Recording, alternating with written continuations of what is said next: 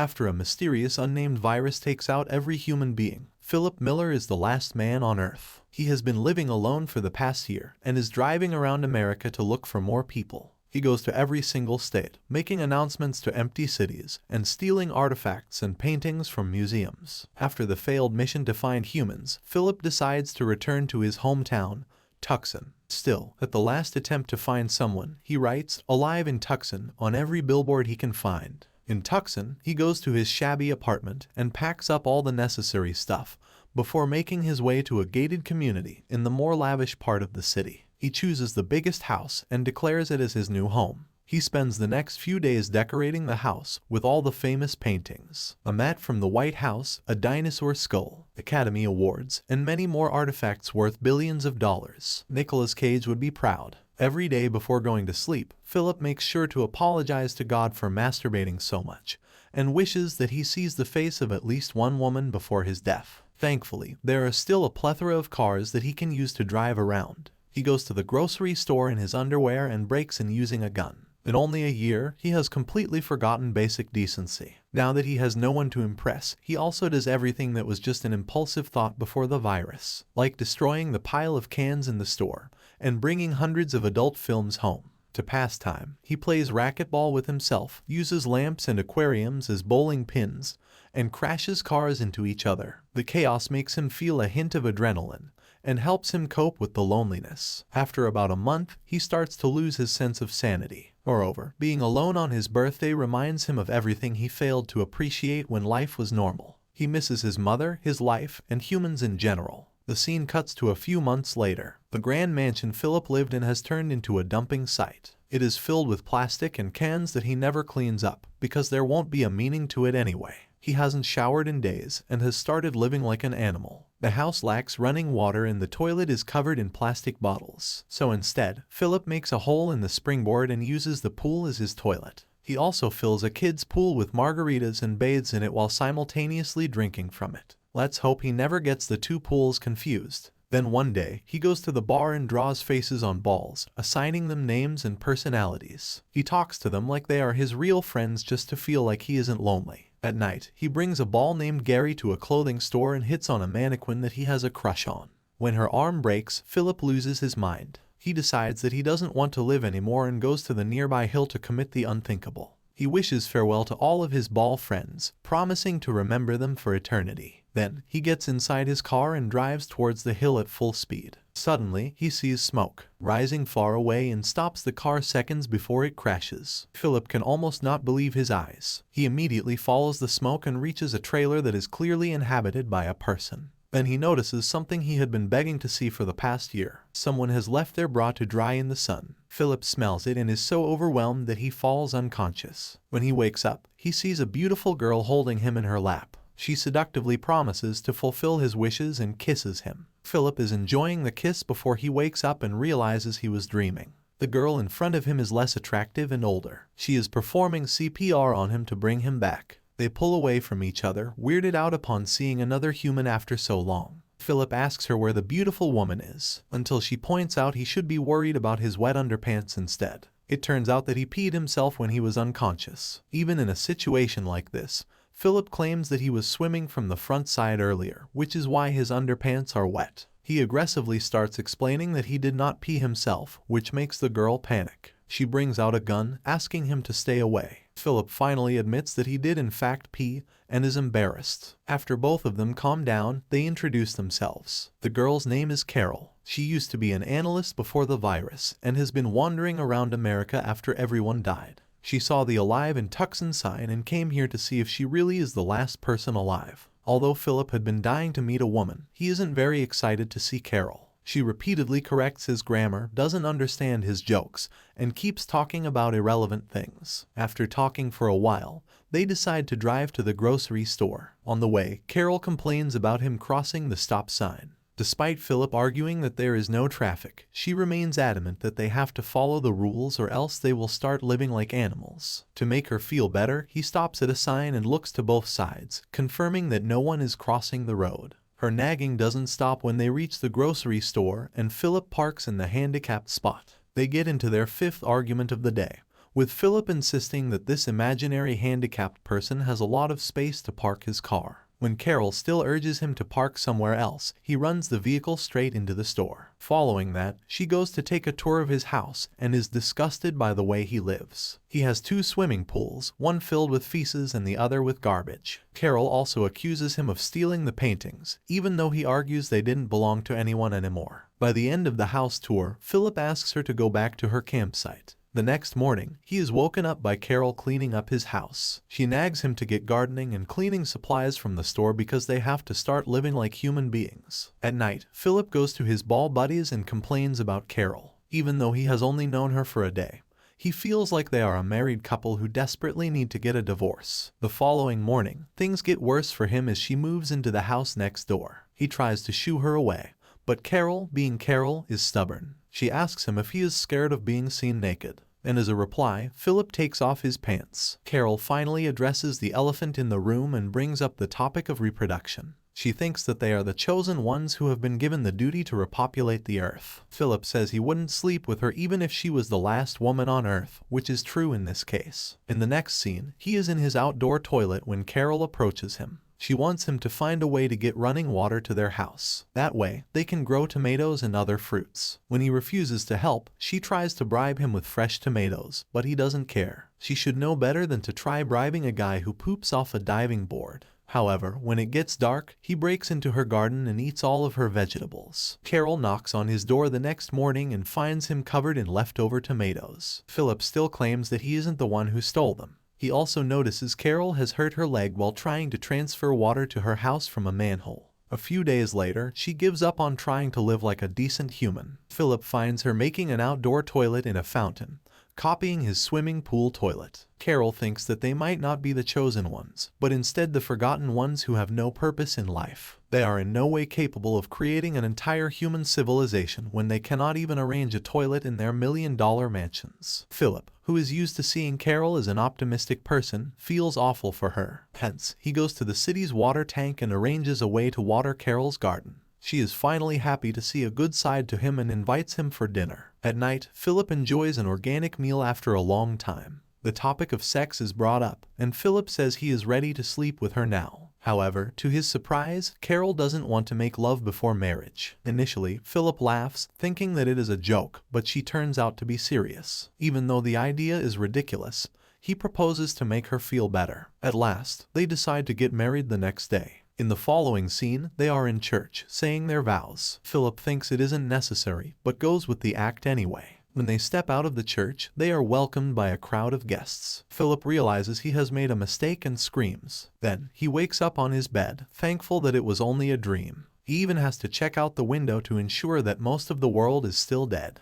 A while later, Carol comes to his house with food. She thinks they should elect the President of the United States by voting. It is useless, but Philip elects himself and becomes the president unanimously. Then, the two enjoy spaghetti and raisin balls, which Carol thinks is a good alternative to meatballs. Following that, the day of the wedding finally comes. Carol prepares the decorations and cake, while Philip is tasked to get rings for them. However, instead of getting the rings, he throws a bachelorette party for his ball buddies, setting fire to random things in a parking lot. He even goes to say goodbye to the mannequin, telling her that she will always remain the love of his life. At the end of the day, he goes to the church, where Carol has prepared a recording that will officiate their wedding. After brief vows, it is finally time to exchange rings. This is when Carol discovers that he didn't get them. She realizes she is the only one putting effort and calls off the wedding. Later, Philip knocks on her door, trying to talk to her, but she doesn't reply. Hence, he breaks down the front door with a hammer and enters the house. To his surprise, she has actually put in an effort to decorate it. She has even prepared a cake for them with his statue on top. Philip feels awful about what he did and apologizes to her. He also reveals that he doesn't really like her personality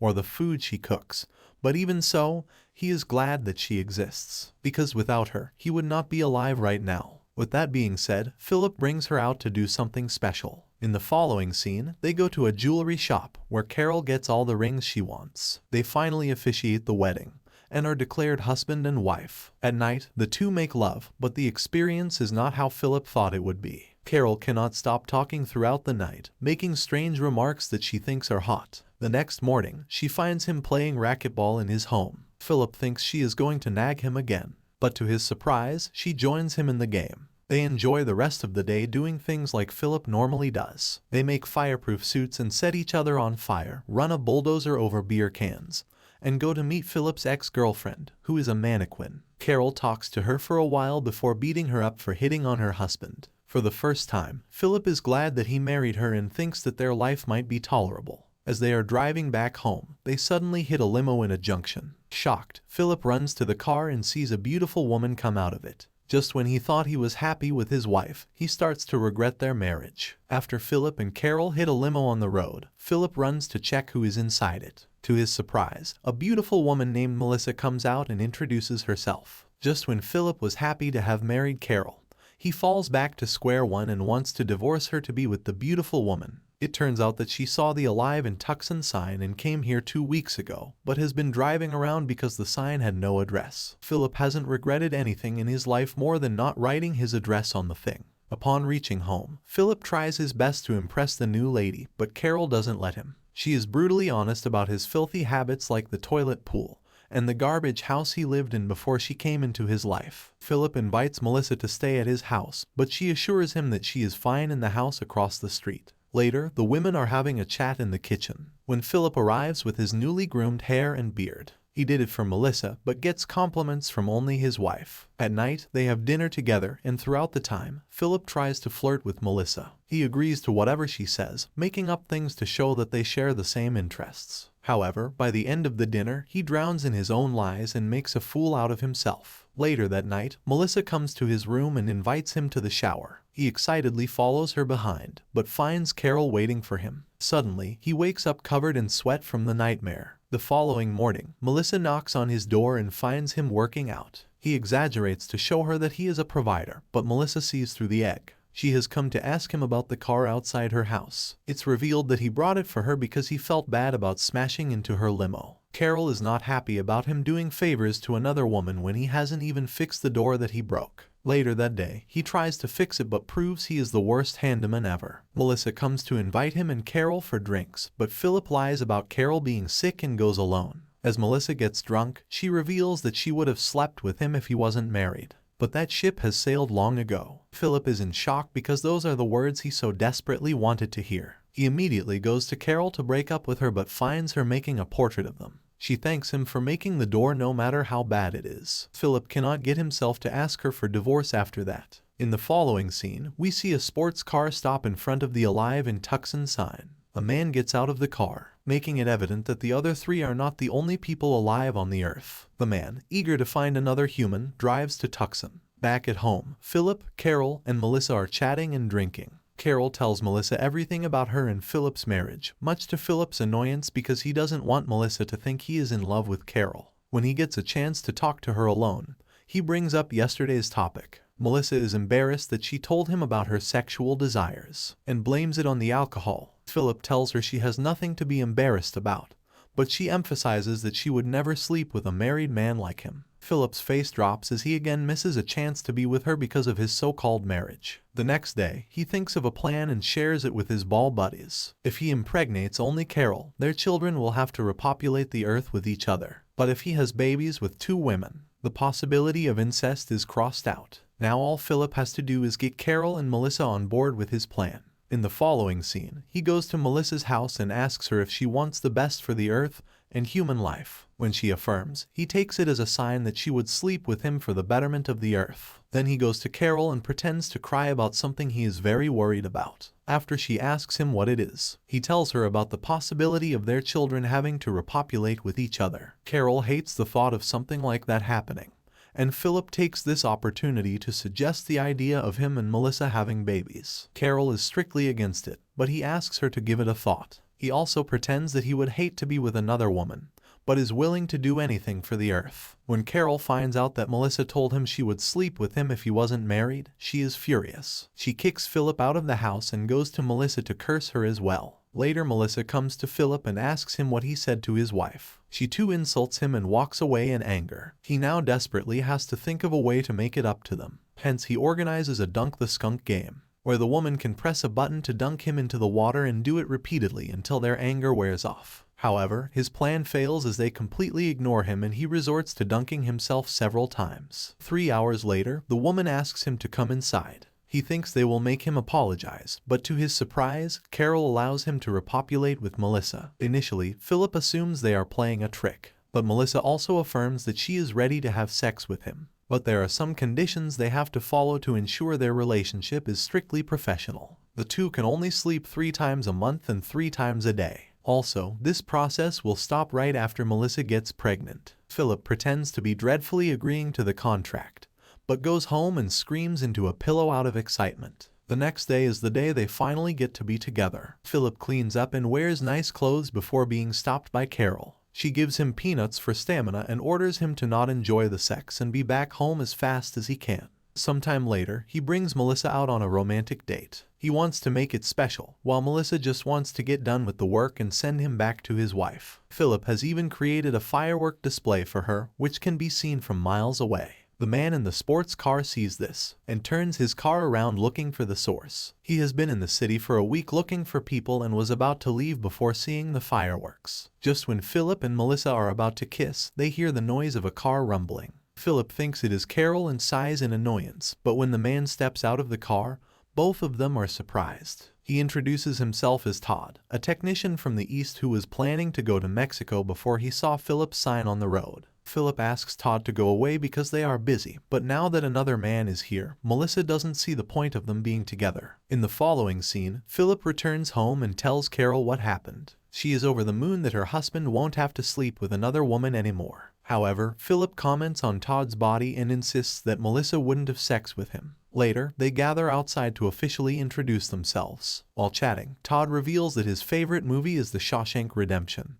which also happens to be Melissa's favorite. To contribute to the conversation, Philip also blabbers about Tom Hanks' great performance when the man is not even in the movie. Upon seeing Todd get all the attention, Philip makes inappropriate jokes about his weight. While the women condemn him for it, Todd doesn't seem to mind. He reveals that he started overeating after his parents passed away when he was little. He has been bullied his entire life and has come to a point where no comment bothers him anymore. A while later, both Melissa and Todd leave to take a rest for the night. Carol comments that she felt sparks between the two. She is ready to be their matchmaker, much to Philip's annoyance. The following day, she sets up a city date for the 4 of them, but plans to back out at the last minute. That way, Todd and Melissa can enjoy the day together. She invites them to her house and pretends to vomit. She also urges Philip to stay with her to help around the house. As a result, Melissa and Todd get the day to themselves. They ride go-karts, play golf, and have a lot of fun together. Philip spies on them the entire time, commenting on Todd's lack of knowledge about how to woo a woman. Later that day, he returns home and is helping Carol clean up the dishes using the machine she invented. She reveals that Melissa and Todd are going on a second date because the first one was fun. Philip urges her to stop setting them up, but it turns out Melissa was the one who asked Todd out this time. Philip cannot risk them being alone together again, so he turns their date into a double date. The 4 of them go to the tennis court where Philip takes off his shirt and asks Todd to do the same. He hopes the man will be embarrassed, but Todd does it without hesitation. Suddenly, Melissa gasps at something. Philip is glad that she doesn't like Todd's body, but it turns out she is looking at a scar on the side of his belly. Todd discloses that he donated his kidney to his foster brother when he was young. The women feel bad for him and make him the center of attention yet again. Philip tries his best to divert their attention, but they would much rather listen to Todd all day. It turns out that the person he donated the kidney to did not survive the transplant. Talking about the incident ruins Todd's mood. He apologizes to everyone and walks away. A while later, Carol and Philip go looking for him and find him and Melissa kissing. Carol thinks that Philip made Todd take his shirt off because he knew the transplant story would kickstart Todd's relationship with Melissa. Philip takes the compliment, but is burning with jealousy inside. At night, he goes to Melissa's place and asks her to never trust the Fats because they are not good people in general. Melissa calls him an ass before shutting the door to his face. Philip begs for her forgiveness, which makes her feel bad, and she eventually opens the door for him again. Following that, they go to Philip's favorite bar and meet his ball buddies. Melissa gets to see the real him for the first time, as he admits Shawshank Redemption is not his favorite movie of all time. He says that he wanted to fit in with them and thought lying was the only way to make good friends. Philip feels like Melissa might be interested in him. He tells her how much he likes her and asks her out on a date. However, to his utter embarrassment, Melissa declines because he is a married man and she is dating Todd. Philip quickly recovers by saying that he was practicing his lines to confess his feelings to Carol. Melissa knows it's a lie, but she doesn't call him out for it because it would make the interaction more awkward. Philip and Melissa are at the bar talking about different things. She kisses him out of nowhere, taking him by surprise. They start making out and soon end up on Melissa's bed. She plays a song at full volume so the noise of them enjoying themselves won't be heard outside. Suddenly Philip wakes up and realizes it was all a dream. Strangely enough, the song he was listening to in the dream is still playing somewhere. He finds out that it's coming from Melissa's house, but ignores it, going back to his dream world. But this time, Todd has joined them in bed. Philip gets up screaming at the nightmare. The next morning, he is sitting by the pool that he uses as a toilet. Carol urges him to either clean it or go to motels like she does every morning. However, Philip could not care less about the pungent smell. Plus, he is overly irritated today because he could hardly get any sleep last night. Later, he goes to Todd and notices that he is in a suspiciously good mood. Upon being asked about the blasting music last night, Todd reveals that he and Melissa were together. Philip urges him repeatedly and makes him admit that he made love to Melissa last night. Philip laughs in pain and pretends as though the news doesn't hurt him. Todd continues telling him all the details about the special night while Philip listens in distress. They are approached by Melissa, who asks Todd to come over. Philip tries to join them, but she is quick to dismiss him. Before leaving, Todd comments that they are about to do it again and follows her behind. A distressed Philip goes to his home and falls face first into the children's pool filled with alcohol. He tries to keep the thought of Melissa and Todd out of his head, but it follows him to his bed. He can hardly fall asleep because of their lovemaking song blasting in Melissa's house. The following morning, Carol asks him to clean the pool over breakfast. Not wanting to argue, he claims that he is working on it, even though he has no intentions of doing so. Carol also mentions that Melissa told her she is having the best sex of her life. This triggers Philip's frustration and he goes on a rant about the song not letting him sleep. As a reply, Carol reminds him that he is the President of America, so he has the authority to stop them from making a noise. Philip thinks the idea is great and arranges a neighborhood meeting later that day. He introduces them to a grievance board where the four of them can make complaints and suggestions every week to make their community a better place. He takes the privilege of being the first one to write on it. However, his suggestion is that they implement a sex curfew and noise ordinance for Todd and Melissa. An innocent Todd doesn't understand what he is trying to do, but Melissa sees right through his intentions. She refuses to oblige to his stupid rule. Instead, they unanimously vote for him to clean his toilet pool. The next morning, Philip reluctantly has to wear a water suit and get inside his filthy pool. He picks a few buckets of dirt, but it falls right into the water again. After trying for a while, Phil loses patience and ditches the work. By now, he is so tired of his bad luck that he lies down on the side of the pool and cries. He is interrupted by Melissa, who asks if she can talk to him for a while. She feels bad that she put her relationship with Todd on his face, especially after his confession last time. Philip still remains adamant that he was just practicing confessing to Carol. Still, Melissa apologizes for all the noise and asks him to forget they can ever be together. Before she leaves, Philip asks her for the last time if she would sleep with him if Todd wasn't here. Melissa refuses to answer because Todd is her boyfriend and they can do nothing to change that. Philip thinks about the comet for a long time even after she leaves. His frustration turns into anger and hatred for Todd. Eventually, he makes it a mission to get rid of him one way or the other. In the following scene, he knocks on Todd's door and asks him out on a bros car ride. Philip claims that he has a special place they can visit, which is enough for Todd to join him. They drive for 3 hours into the desert, but do not reach their destination. Todd is enjoying the ride, talking about his sex life with Melissa and how they spend hours making love. At the same time, Philip cannot wait to throw the guy out of the car. When they are deep into the desert, Philip pretends that he heard the tire pop. As Todd gets out to check, he drives away, abandoning the man. A few seconds later, Philip seconds his decision and stops the car. He tries backing up but changes his mind again. This continues for a solid minute before Philip finally decides to ditch the plan. Todd gets inside the car and jokes that he always knew Philip was coming back. He doesn't recognize Philip's hatred for him and is positive that they are good friends. Moreover, he thanks Philip for everything he has in life today. A girlfriend like Melissa and 2 friends who care about him. Philip cannot help but feel awful that he tried to abandon a man like Todd. Upon returning home, he is motivated to clean the pool. He gets his gear on and works for hours before finally cleaning everything. Later that day, Carol comes to his house with tissue paper up her nose to avoid the smell. Philip forces her to take them off, showing off his hours worth of work. Carol is so happy that she hugs him and says that she is proud to be his wife. For the first time, Philip feels good hearing those words. In addition, he has even found a portable toilet for her so she doesn't have to go to motels every day. At night, the neighbors get together by the fire and drink. Carol thanks Todd for helping her carry her dresser. He is also praised for making a charm bracelet for Melissa. Philip cannot take someone else being the center of attention,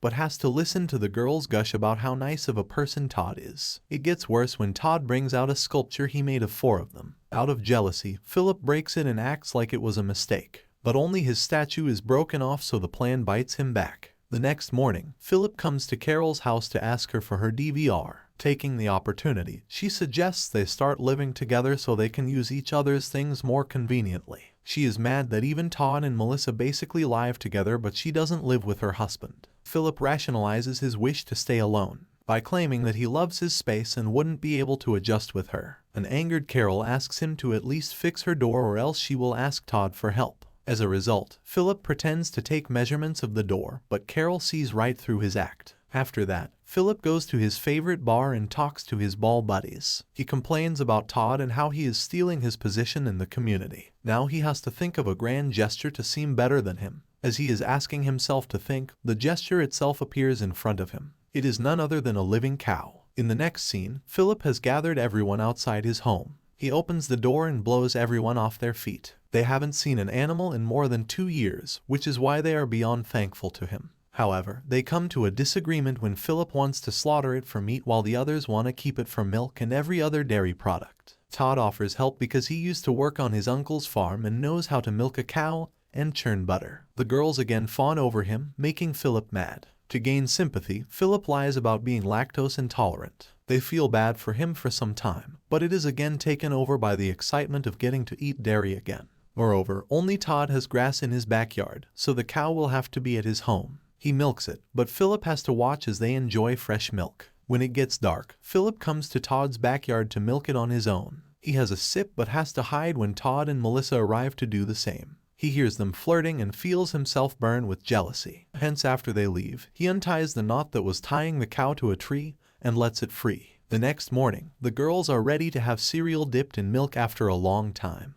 but Todd comes to them revealing that the cow is gone. Meanwhile, in the bar, Philip introduces the animal to his ball buddies. He plans to find the lost cow and win everyone's heart for the second time. Upon returning home, he pretends to not know anything about the missing cow. Melissa catches onto his act and asks him if he stole it. Philip acts offended, but is scared that his lie will come out. The group decides to take a quadrant of the city and go on a search. Melissa is sure that Philip is the culprit, so she takes the quadrant that has his favorite bar. After they all make their way to their respective quadrant, Philip follows Melissa. Strangely enough, she walks inside the bar and comes out without the cow. Philip goes in after she leaves and is glad to see that the cow has already fled. But now, he will actually have to work to find her. As he drives down the city, Todd appears in front of him with the missing cow. Philip is mad that he will get the credit yet again. However, to his surprise, Todd suggests he take the credit. The guy feels bad that his girlfriend blamed Philip when it wasn't his fault, and is ready to give him credit so he can prove his innocence. Philip pretends that he cannot take the credit for someone else's work, but by the end of the day, he is boasting about how he found the cow on someone's lawn. At midnight, he is woken up by a scream. He figures it is coming from Carol's house and runs to her alongside Melissa and Todd. It turns out that the cow somehow got into the house and into her room. Since it cannot go back downstairs, Carol will have to live with it. Philip laughs at her, making fun of her misery, unaware that he is the one who will suffer from this situation. Because the cow cannot be moved, Carol moves in with her husband. Upon being asked how the cow got upstairs, she says she has no clue, but a flashback shows us that she brought it up because she wanted to move in with Philip. In the last scene, we see them sleeping beside each other. Carol is over the moon, but the same cannot be said for Philip. Philip and Carol are finally living together, but Philip can hardly fall asleep because of the noise of Carol's breathing machine. He asks her to keep it down and she agrees, but it only lasts for a few seconds. The next morning, he finds out that she has drawn a puppy on the Monet painting he stole from the museum long ago. She says it was to give it life, unaware of the legacy of the original painting. Not just that, but she has also made a little duck beside Van Gogh. Then he finds out she labeled his adult magazines as molested girls and put them in the storeroom. He asks her to never touch his things again because even though they're living in the same house, at the end of the day, it is his house. They get into an argument which somehow ends in Carol making him a shopping list. Philip storms out while cursing her silently. He goes outside to write his frustration on the grievance board, which is filled with complaints about himself. His day gets worse after seeing Todd giving Melissa a haircut. Filled with jealousy, Philip complains about haircut practices in the grievance board. A while later, he is outside the grocery store and has bought everything he was asked to. But instead of bringing them home, he sets the items on fire. He asks God for a do-over out of frustration, and strangely enough, the wish comes true. The car stops in front of him and two beautiful women step outside. They are also brought here by the Alive and Tucson board and are excited to see the first man in the past 2 years. Philip feels just as excited, but upon being asked if he knows more people, he goes silent. After giving it a thought, he says that he is the only man in Tucson. He wants to use this opportunity as a do-over to gain two beautiful women as his partners. They introduce themselves as Gail and Erica. Gail is slightly older than the two which Philip loves, while Erica is Australian, which he finds attractive. They bring him to their mansion and have a drink together celebrating their union. The girls revealed that they met while they both were staying at the White House and have been together ever since. They also insinuate that they have been in a lesbian relationship till now, which excites Philip even more. Now that he is here, the girls aren't afraid to admit that they will be ending their relationship, which only existed because they thought no man was alive. The comment is all Philip was waiting for. He is having the best time of his life until they notice the ring on his finger. This reminds him of Carol and he decides to go home for a while. He leaves, but not before promising the girls that he will be back for dinner. At home, he brings Carol everything on her shopping list and greets her with a smile out of guilt. Still, it doesn't stop him from making excuses about where he was and where he's about to go later. He says he will be going camping to relax for the night. Carol notices that he is in a great mood and supports him. Even though he leaves without any gear for camping, she doesn't suspect him. Following the interaction, Philip goes to his favorite bar and gets dressed. He talks to Ball but is asking for their opinion on the Gail and Erica thing. He pretends that they are cheering for him and convinces himself that he is making a good decision. Moreover, Carol said that she is happy when he is happy, so he feels obligated to make himself happy by sleeping with other women. In the following scene, he greets Gail and Erica with a bottle of wine. They compliment each other before heading to the dining hall for dinner. Gail is a chef and has made many gourmet dishes using whatever canned ingredients they had. Meanwhile, Melissa, Todd, and Carol are also having dinner together. When the topic of Philip and his personality arises, Melissa is deeply uncomfortable. She doesn't like him a single bit and thinks he's a pathological liar. Todd, however, is Philip's fan. He thinks Melissa is too harsh on him and that he deserves a chance to do better in life. As Todd boasts about how good of a man his friend is, Gail and Erica are pouring alcohol down Philip's throat. Everything goes well until he accidentally makes a comment about liking older women and black women in general. The girls take offense to it and start pulling back from him. Philip quickly recovers by saying that his wife Carol is dead and he is still mourning. That is why he hasn't been able to take off the wedding ring yet. This gains him their sympathy and brings his plan back on track. He even makes up an entire dramatic story about Carol's death and how much it has hurt his life. To make him feel better, the girls suggest they go skinny dipping in the hot spring. Philip almost jumps in excitement at the thought. He knows he's getting laid tonight and is over the moon. Somewhere else, Carol thinks she should do something special for her husband since he's been good to her in the last few days. Todd agrees and suggests they fill the house with balloons as a random act of kindness. Melissa doesn't think Philip deserves it, but decides to help the other two. They set off to the grocery store while at the same time, the other three are on their way to the hot spring. To Philip's misfortune, the cars stop in front of each other. Gail and Erica come outside greeting Todd, Melissa, and Carol in excitement. They are so happy to have found each other that they forget about Philip for a few minutes. Then Gail asks him to come outside and Carol sees that it is none other than her dear husband. Everyone is furious at Philip. Gail and Erica for hiding other humans from them, Todd for disappointing him, and Carol for everything Philip has ever done. Still, he insists that he was planning to prank them tonight. He pretends to be happy because they were surprised, claiming that they were supposed to meet each other in shocking circumstances according to his plan. Despite no one believing him, he repeatedly tries to prove that it was a prank. They also discover that Philip lied about Carol's death. To get out of the situation, he starts making up absurd stories like he was married to someone else named Carol before the virus. In the end, they call him disgusting and drive home, leaving him stranded in the middle of the street. Philip, who had thought this would be the greatest night of his life, has to walk all night to reach the neighborhood in the morning. The newly arrived girls, Todd and Melissa, are enjoying dairy products while chatting about different things. They socialize with each other based on their mutual hatred for Philip. Just then, Philip arrives and tries to make conversations with them as if nothing happened. They give him a silent treatment and he tries to fight back but is wildly unsuccessful. Following that, he goes to his house and finds Carol waiting for him. She makes strange noises, then sarcastically apologizes for being a ghost. Philip still remains adamant that it was just a prank. In the end, Carol calls him a skunk and kicks him out of the house. Even though it's his house, Philip knows he's lost the privilege to argue after what happened yesterday. He looks at the wallpaper of him and Carol before walking away in distress. At night, he stays at his favorite bar with his ball buddies who always have his back. He is confident the others will come looking for him if he doesn't return home the entire night. He also doesn't mind sleeping on the pool table and calls it a rather comfortable place. When no one comes for an entire day,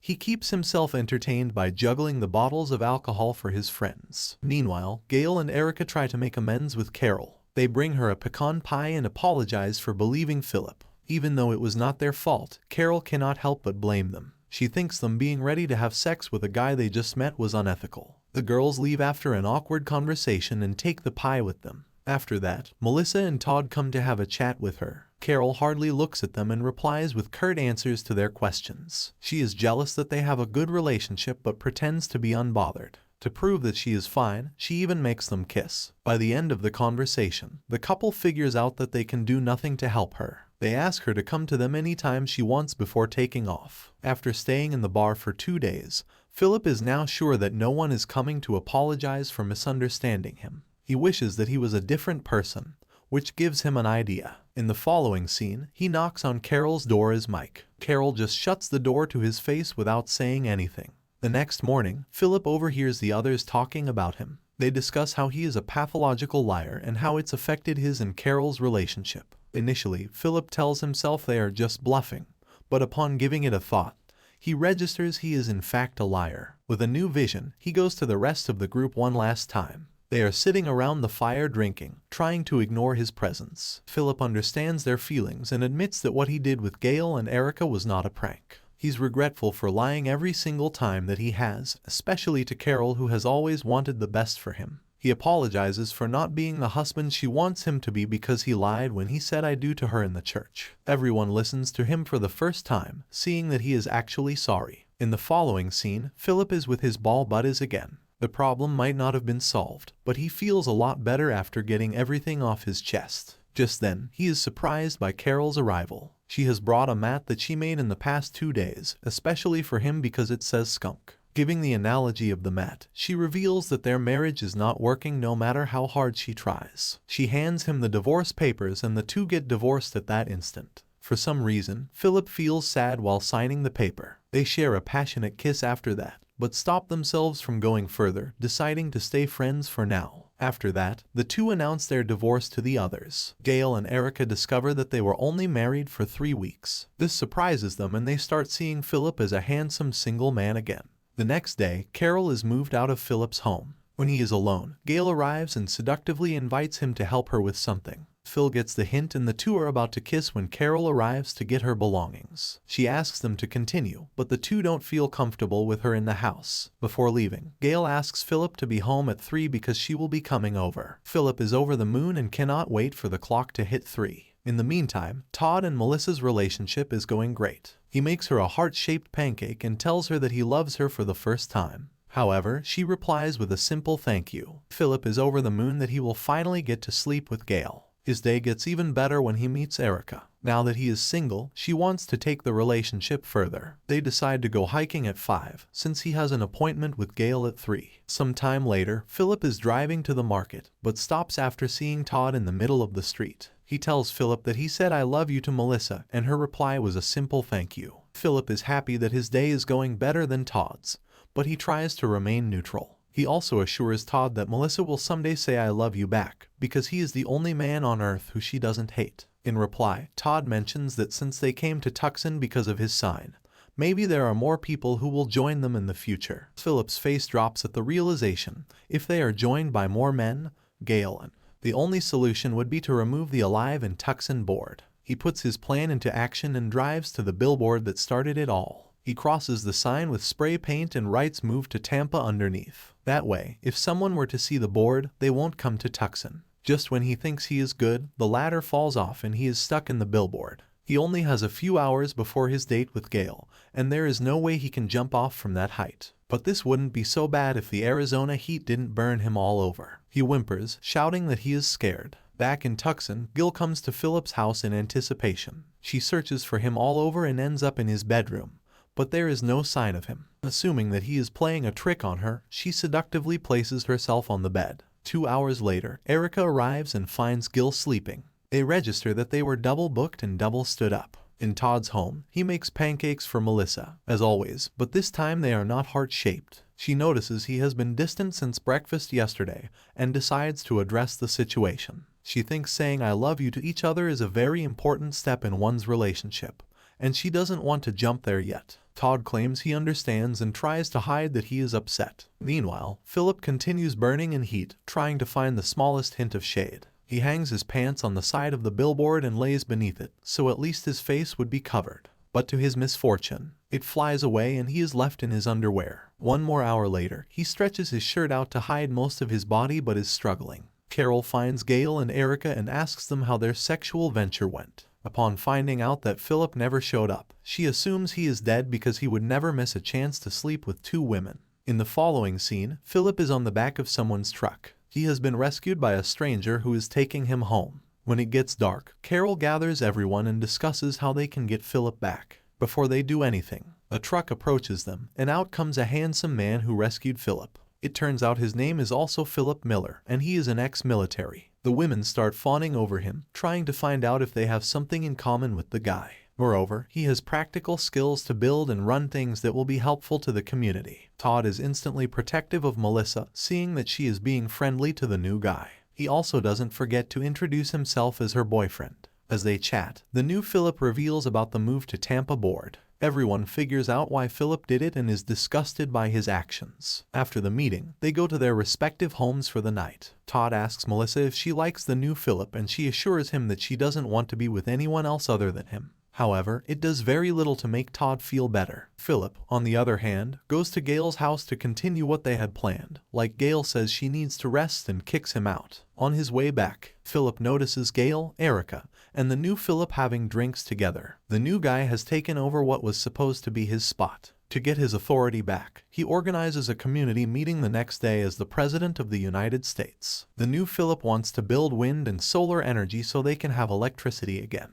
Everyone praises his thinking and Philip is left in the shadows. Things get worse for Philip when Gil suggests he and the new Philip should go with their middle names. Since the new guy doesn't have one, everyone unanimously votes on calling Philip Tandy from now on. He protests and they settle on a Jenga competition to decide who gets to keep the name. The new Philip wins and Philip's name is turned into Tandy. It has been the worst day for Tandy, so he decides to go to Carol's to drink, but to his distress, she is all dressed up to go to Philip's. He has even fixed her door, something Tandy couldn't do for so many weeks. The next day, Philip is shown the cow that is still stuck in Carol's house. Todd said that a cow can't go downstairs, but Philip proves him wrong by making her do it. He is yet again praised while Todd is embarrassed. Soon, Gail, Erica, and Carol start fighting for Philip's attention, and for some reason, he seems to prefer Carol over everyone else. Her love for cats and knitting catches his attention. Tandy is the most bothered by this. He only wanted the other woman for sex, but Carol is his real true friend who has been there since day one. Hence, to prevent Philip from staying at Carol's, he invites him to his house instead. Soon, Philip moves in with Tandy. One morning, Tandy sees him topless and thinks that he is trying to assert dominance by showing off his ripped muscles. He goes to his ball friends and shows them his body. In his head, the balls give him a green light to show off his muscles as well. Hence, he walks into the kitchen naked to show Philip who is the real alpha. However, the plan fails when Erica walks in on him naked and makes fun of him. Later that day, Todd sees Philip bringing a garbage truck into the neighborhood. While Melissa is riding on the back, he goes to talk to Melissa and asks her to stay away from Philip. He thinks she is about to dump him, so he dumps her first. At last, a heartbroken Melissa closes the door on his face. Meanwhile, the girls continue to fight for Philip, and Carol seems to be winning because of her knitting skills. At night, everyone goes through the grievance board acknowledging that Philip's arrival has solved half of their problems. Tandy tries to undermine Philip's accomplishments, making it evident that he's jealous. As a result, everyone decides to vote for the President of the United States one more time. Philip wins and is declared the leader of the community. In a desperate attempt to be relevant, Tandy blurts out that he has made a farm where they can grow crops. He is asked to show them the farm the next day, so he spends the entire night plowing to make his lie come true. The next morning, Todd informs him that in his absence, Philip slept with all the women. Tandy asks Carol if it is true and finds out Todd was wrong. They only took a shower at his place because he had hot water. Later, Tandy and Philip go to the farm where Philip praises him for his hard work. Tandy is glad to have some form of reassurance that he is still the man he once was. He even starts to like the new guy. However, the feeling fades away at night when he hears Carol moaning. She and Philip make love all night, making sure the entire neighborhood hears them shouting. Tandy is furious to say the least. He and Todd are around the campfire when he suggests they kill the new guy. The next morning, Philip is placing solar panels while Todd and Tandy spy on him. By now, Todd's anger has died down and he thinks killing a person is a bad idea, but Tandy argues that it is an easy process. They can just drive him to the middle of the desert and leave him there. This reminds Todd of the time Tandy drove him to the desert. He finds out he was trying to kill him and is disappointed. While trying to prove otherwise, Tandy yells that he hates Philip and Philip hears him. Then Tandy goes to Carol's to ask her when did she marry Philip because he clearly remembers she said she wouldn't sleep with anyone without marrying them. Carol rationalizes that she only married Tandy for babies, but a relationship with Philip is casual. Tandy almost screams in frustration because that is all he wanted from her when they first met. Carol makes it clear that he cannot have her now that she is in a relationship with Philip. Later that day, Philip moves out of Tandy's house because he heard him talk to Todd earlier. He reveals that he really likes Carol and won't let Tandy mess up the relationship at any cost. In the following scene, Tandy goes to his ball buddy Steven. When he starts talking about Carol, he realizes that he desperately wants to get back with her, not just because she is with Philip, but because she is the only person he is close to. Hence, he gathers jewelry from different stores and brings them to her in an attempt to win her heart. The plan fails when Philip arrives and holds Carol dearly. At night, everyone gathers around the bonfire again. Carol excitedly introduces Philip's new achievement, a lamp that actually works. Everyone is over the moon because soon, they will get electricity in their homes. But a jealous Tandy knocks over the lamp and pretends that it wasn't him. Everyone blames him for the blunder and Tandy being Tandy makes up several excuses. Eventually, Todd has enough of his bullshit and accuses him of trying to kill him and Philip. Everyone is shocked because that is a low blow even for someone like him. As the President of the United States, Philip asks him to go away from Tucson and never come back. Tandy is shocked because he is the foundation of the community, and seeing that no one else is speaking up for him, he is hurt. He throws a fit and locks himself into a room, refusing to go anywhere. This continues for 3 days straight. He doesn't come out of the room even once and eats toilet paper and toothpaste. Carol is worried for him and wants Philip to forgive the guy, but he is adamant. He says that he would be happy if Tandy died, which shocks Carol. She goes to Tandy at night and asks him to come outside because they have forgiven him. A while later, he agrees and joins them around the bonfire. Everyone is glad to see him except Philip, who tackles him to the ground. In the following scene, Tandy is in the back of a truck. Philip drives him to the middle of the desert and leaves him with food and water for 2 days. Even with the supplies, it is clear that he will die if not helped. Meanwhile, Melissa goes to Todd to make sure he is okay. Todd says that he loves her and is okay with her not loving him back. He just doesn't want to pretend to not care anymore. Melissa takes him back and the two embrace each other. 20 minutes later, Tandy has eaten all the food and is drowning in regret. He lies down on the ground, unable to walk anymore. Suddenly, one of his best friends, Gary, rolls towards him. Carol has brought him food because she knew 2 days' worth of supplies won't be enough. She discloses that she doesn't want to be with a man who can leave someone out in the desert to die. She would rather be with the one who doesn't have the guts to do it. Tandy is delighted, but he warns her she might be making a mistake because he is a douchebag most of the time. Carol says she knows and the two drive back into the city as a couple. Subscribe for more videos like this, turn on the notification, and leave a like to help the channel out. Thanks for watching.